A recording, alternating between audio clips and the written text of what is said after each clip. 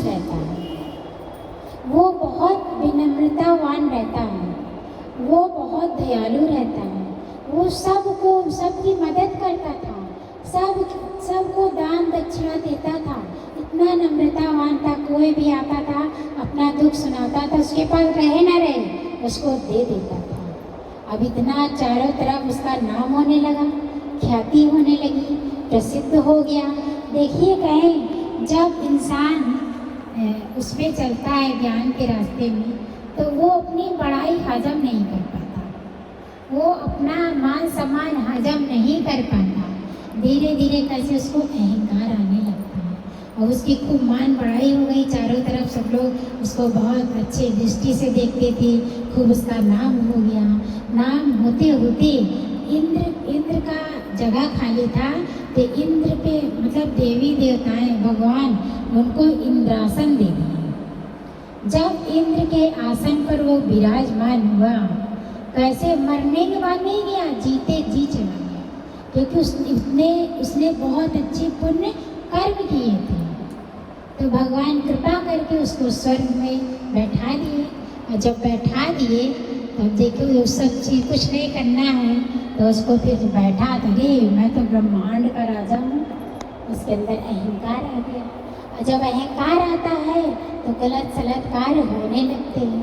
अब कैसे उसने, अब क्या वो इंद्राणी को पाना चाहता था, इंद्र के पत्नी को पाना चाहता था, तो उसने क्या किया, जितने गुरुजन थे और जो उसके सहपाठी थे, उसने क्या कहा, हमको पालकी पर बैठाकर इंद्राणी के द्वार पर ले चलो। अब जिस गुरु का वो मान सम्मान इज्जत करता था, उस गुरु से कह रहा है कि मुझको पालकी पर बैठा कर ले चलो।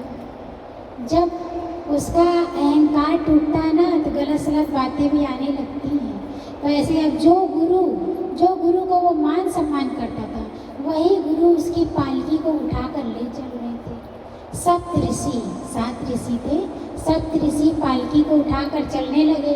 अब वो अहंकार में जो ऋषि अगस्त थे, वो थोड़ा छोटे कद के थे, तो वो चल रहे थे, तो उनको क्या किया, तो थोड़ा धीमे चल रहे थे सबकी अपेक्षा, तो पालकी से पैर निकाल कर उनके सर पे एक लात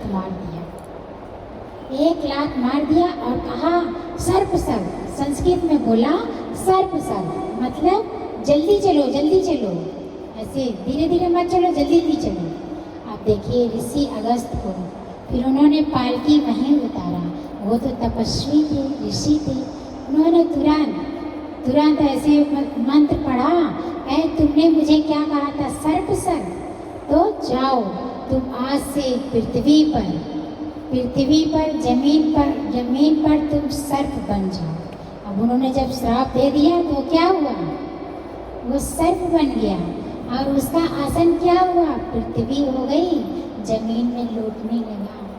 उसके जो सर का वो सरताज था, वो कैसे जमीन में गिर गया, अजगर रूप में वो जमीन पर आकर लौटने लगा।